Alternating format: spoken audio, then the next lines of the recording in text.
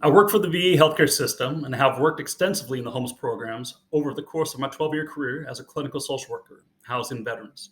The VA has cut veteran homelessness by over 50% over the last 10 years.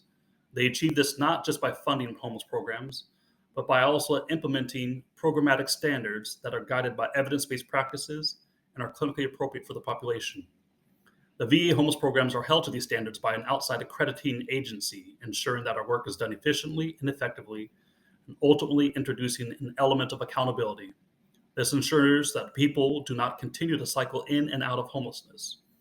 I currently manage transitional housing programs for homeless veterans. This represents just one piece of the suite of housing options available for our homeless. It is important that we build out transitional housing programs quickly and throughout the region to supplement our efforts at building out permanent supportive housing. Reducing veteran homelessness and homelessness in general is a priority of mine on the council. Our leadership has known for 10 plus years that Seattle is one of the fastest growing cities in the country, but our housing policy has looked like it's from the 1970s. We may have tripled spending on homelessness over the past 8 years, but much of that money was used for sweeps, which are consistently proven to be ineffective. In 2022, the city spent $5.8 million on permanent housing, but $15 million on sweeps. Those numbers should, at the very least, be reversed.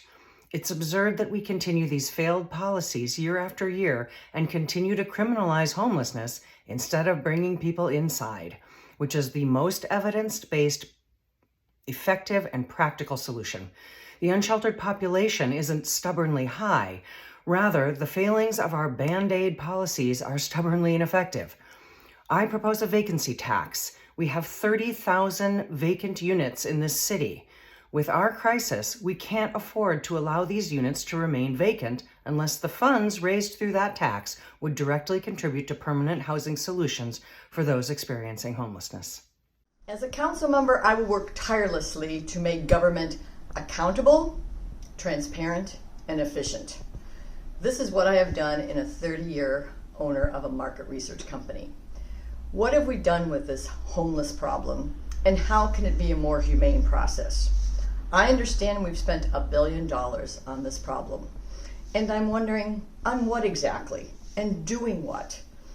I supported the 5 crisis centers, and I would continue to grow the mental health workforce, including support for the Mental Health Technology Transfer Center network and all their trainings.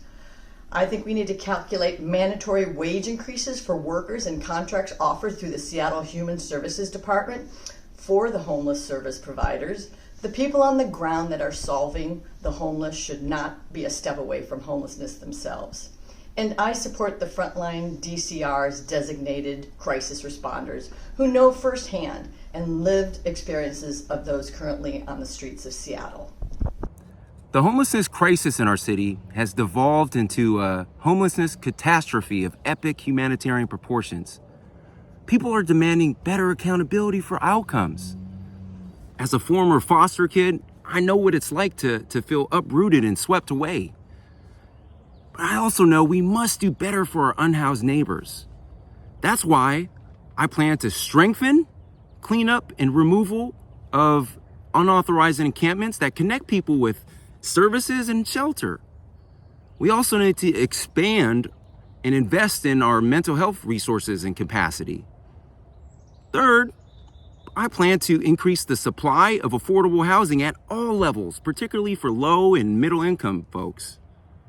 And finally, we need to partner with local, state, and federal governments to figure out the best funding solutions for all of this. We need to not only address the root causes, but also the symptoms.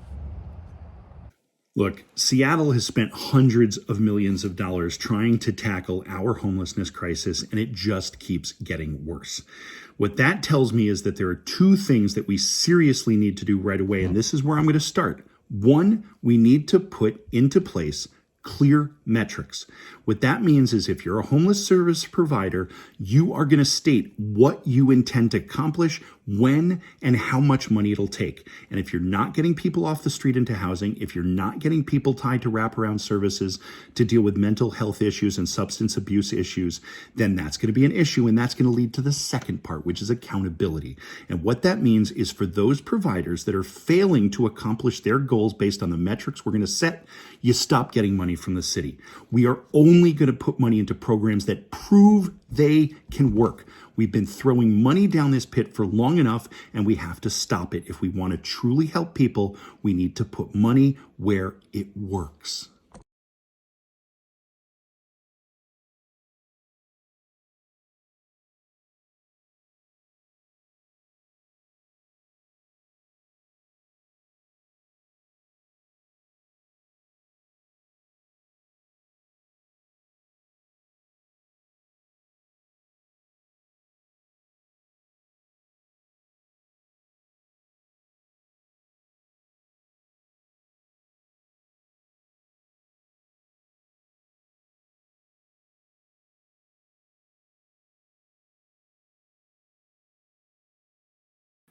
For the second question, it is important that we adequately staff our police department. Having an adequately staffed police department ensures that the officers on the beat are able to do their job safely and effectively. I also believe that we need to invest more in crisis responders who can, if the scene is safe to do so, respond to those in crises and triage that person's needs. I don't view policing and the deployment of social service providers and crisis responders as an either-or equation, but rather a both-and solution. It is also critically important that we build out and staff substance use disorder treatment centers that are able to provide clinical stability to many who have turned to crime to fund their substance use, or may be causing disorder and criminal activity due to them being under the influence of illicit substances. To improve safety in our city, first and foremost, we must drive a better bargain with SPOG to provide alternative response models. The SPOG contract shouldn't be a barrier for allowing police to respond to dangerous, violent situations while a third public safety department handles calls where traditional police officers aren't needed. Additionally, we have to address root causes of criminal behavior. We have $30,000 hiring bonuses for new officers, yet we're netting 30 new officers per year, and we want 500. We simply can't put public safety on hold while we continue on work on recruiting police. We need alternative solutions to address root causes now. Data-backed prevention strategies like community court, with 80% of people who enter who don't reoffend, and familial counseling programs should be fully funded because they actually reduce recidivism, unlike the traditional carceral system. As a sociology with a focus in criminology, I would ask that we accurately look at some of these crime statistics. I know that we're feeling unsafe. I had my bike stolen last weekend, and I do see road rage. But these also are reactions to having lived through a pandemic, and we feel honest fear. Statistically speaking, overall crime decreased in the fourth quarter of 2022. Chief Diaz reported that so far in 2023, we are still in a downward trajectory.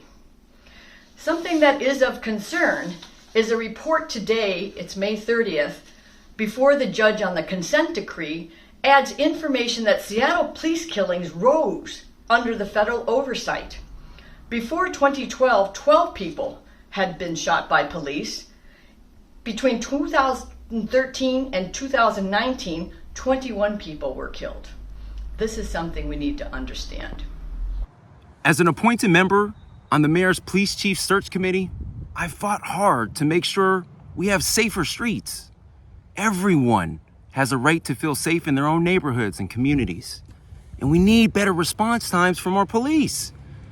To get there, we're gonna have to hire more police.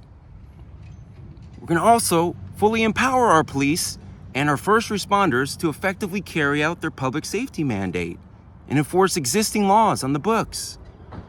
We also need to invest in non-armed responses to police for certain crisis and behavioral health situations. Crisis responses that are led by mental and behavioral health specialists rather than someone showing up with a badge and a gun. Through this multi-layered approach, we can make sure that Seattle is truly a safe, welcoming, and thriving community for all. I think we're all getting pretty frustrated and pretty fed up with the rise in property crimes and violent crimes, and especially the rise in gun violence around Seattle is utterly unacceptable. One of the things we need to do is we need to change the narrative. The narrative right now is that we don't have enough police, they don't make arrests, they don't investigate it, and that to criminals it says you can get away with this, so go out and be brazen. Well, we need to change that. That's going to start with the Seattle City Council standing with the mayor, with the police, with the city attorney, and on a frequent basis, we need to highlight the successes. When the police department does the right things and we either stop crime or solve crime, we need to show that's happening. Because right now it sounds like everybody can be lawless and nothing happens. So we need to deal with the staffing issue because we need to get police walking beats in neighborhoods and being a visible presence that's a deterrent.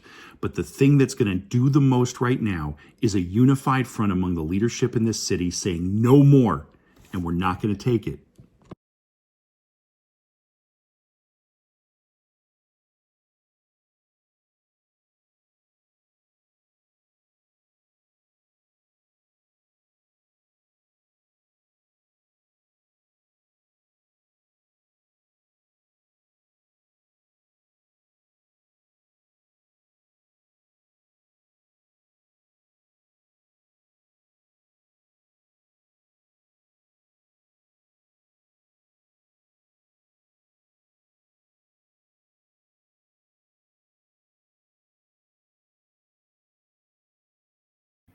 For the third question, part of District 1 includes Pioneer Square, part of downtown. It is important that we make the streets of downtown more accessible to pedestrian traffic and more appealing. We can achieve this by enhancing the cleaning crews and park rangers that are already deployed downtown. Further, we can ensure that public drug use and retail theft and property destruction are addressed with the right policies. There are options between prosecution, particularly for those that have the mental capacity to understand what they're doing is a crime, and for those that lack mental capacity, community court with wraparound treatment. But most importantly, we will not normalize what has become of certain areas in the city where you find places plastered with graffiti and where businesses are now surrounded by fences with razor wire and windows with iron bars. Revitalizing our downtown goes back to fixing homelessness. We have to be spending every dollar we can on bringing people inside immediately. A decaying downtown is one that feels dirty, has crime happening, and has human feces on the sidewalk. We have to get back to the basics and stop putting the cart before the horse. We can aggressively increase emergency permanent housing with micro-housing, apartments, and sanitation stations for safe lots. This will immediately help our businesses. I am also proposing ways, for example, partnering with Seattle colleges to attract the industries that will define the next decade, specifically those that will help us respond to the climate crisis, as well as rapid advancements in artificial intelligence. I will be a strong advocate for sustainable tourism and local culture and arts, all things that make our beautiful city unique. People love to come to Seattle, and it is a multi-billion-dollar industry, and we cannot disappoint. I did a project through the Diversity Center of Seattle, Washington with Visit Seattle, and I know that they are hard at work to make our tourists happy. And I would say that the Metropolitan Improvement District is the right way to go. Right now, I will be meeting with Pioneer Square businesses to talk about how District 1 now includes Pioneer Square. The MID goes clearly to the stadiums. So we are already starting to work together on how to explain, demonstrate, show our city off. We have to stay up later, and so in order to do that, we will need to work together on cleaning up our entire downtown corridor into Pioneer Square. We want to show off our multicultural communities, and so we're going to try and bring people into some of our beautiful neighborhoods. Seattle has a vibrant arts and cultural scene, but sadly, downtown is known more recently for fentanyl overdoses. Then it's thriving retail and shopping corridors. We must revitalize downtown. To do that, we must make sure people actually feel safe to come downtown. That's why I plan to hire more police and empower them to effectively carry out their public safety mandate. We also must end the open-air drug market in downtown. I also need to fund and implement the mayor's downtown activation plan. Fourth and finally, plan to incentivize small businesses to open up the many vacant storefronts that we have downtown. Through these measures, we can ensure that downtown is a truly safe, clean, and welcoming place for all. Obviously, tourism and the revenue that comes from that is vital to our success as a city and as a region. In order to be inviting to tourists to generate more revenue, we have to be safe and clean and welcoming. And those are things we absolutely need to work on. Now, in the wake of the last few years and COVID and all the things that have happened, we have lost a lot of our iconic businesses. But you know what? Times change. And so we need to provide funds from the city and support from the city to allow the businesses to get back on their feet that we haven't lost, to maybe try to lure some of those people back who had to close their doors and stop their businesses, to give them an opportunity to come back and be part of a regrowth and a revitalization.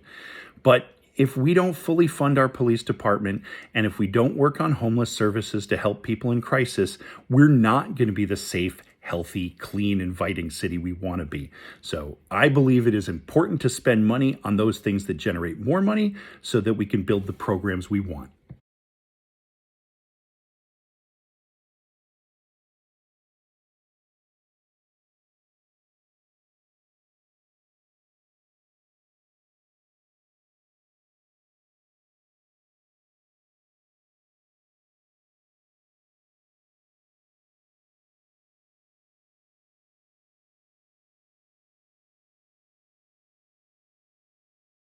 The fourth question is on the aging infrastructure throughout the city, and I'm glad that you asked this question. We have neglected our aging infrastructure for far too long, and I intend to prioritize the replacement or the rehabilitation of our infrastructure, especially our aging bridges. We are pushing the limits of safety for a lot of our projects, and I think it's irresponsible to have some bridges in the city that run the risk of failing soon. And West Seattle residents know all too well how structural failures impact local communities and the economy. I'll ensure that these projects are funded with the Levy to Move Seattle. To solve our bridge and road infrastructure problems, we will have to revise the Move Seattle levy. The original 9-year levy, passed in 2015, will take care of 350 bridge spot repairs and the seismic improvements for one bridge. But we will need to continue these improvements. Our city is still mostly dependent on bridges and streets for mobility, and it is critical that we coordinate with our regional partners to continue this necessary repair work. Ideally, the Move Seattle levy will be placed on the wealthiest 1% and used in tandem with other progressive revenue streams that have been stood up by the city and specifically targeted towards improving roads and bridges. There hasn't been a significant push to raise progressive revenue for transportation infrastructure in many years, and we need to do that promptly. In April 2023, the Biden-Harris administration announced nearly $300 million for a 9-bridge project. It comes on the top of billions of dollars in other bridges and highway funding already flowing to every U.S. state and territory that is helping communities rebuild, repair, and replace tens of thousands of bridges across the nation and restoring connections that are vital to commuters, emergency responders, truck drivers, public transit riders, and more. We are in on the public transportation section of this. We received $368 million to improve our transit. Clean public transit and school buses. But we have to get in on the federal bridge project. West Seattle Bridge is a crisis. We must have a way to get to work. We do not want to be an island off the shores of Seattle, and we want to keep our communities engaged in public transportation. I wish all of you a joyful Juneteenth, happy Pride. I would love your vote. I'm passionate about these issues, but I'm also passionate about the potholes and our infrastructure situation. That's why I want to focus on the basics of what I think a well-functioning city government can and should be doing for folks. We must employ a multifaceted approach to solve our infrastructure challenges. First, we'll need to create a prioritized list of projects that need repairs based on need. To do that, we'll want to collaborate closely with transportation agencies and community stakeholders, the work product of which should be a comprehensive plan to figure out which one of these projects we're going to go attack first. Now, with respect to funding, we obviously will want to prioritize maintenance and repairs within our own city budget. That doesn't mean we shouldn't also seek strong federal and state grants as well to supplement our own funds. Third and finally, we should explore innovative financing mechanisms like public-private partnerships as well. As those of us in District 1 are keenly aware, Seattle is not doing a particularly good job maintaining and keeping up its bridges. We've got billions of dollars worth of bridge infrastructure in this city, and we spend less than $20 million a year on upkeep and maintenance. Now, it is an expensive thing, and sometimes we don't want to spend that money ahead of time, but we have to spend the money in a preventative way so that we know which bridges are aging, which bridges may have a problem, and which bridges need money now. Luckily, the U.S. Department of Transportation has set aside 3 separate funds that total $460 million that we can tap into to help maintain our bridges. So we need to prioritize it properly. We need to work on a proper budget within SDOT on maintenance and being able to catch these problems before they come even bigger. But we can tap into the federal money to help us maintain these bridges and get them back up to where they should be.